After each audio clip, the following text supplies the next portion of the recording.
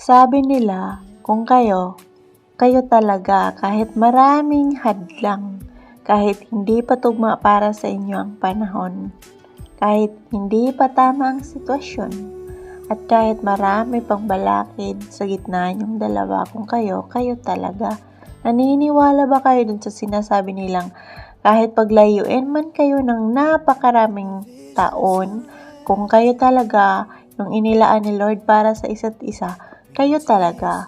Kasi pwede natin sabihing destiny, pwede rin natin sabihing soulmate, pero naniniwala ako dun sa sinasabi nilang destiny won't work without effort.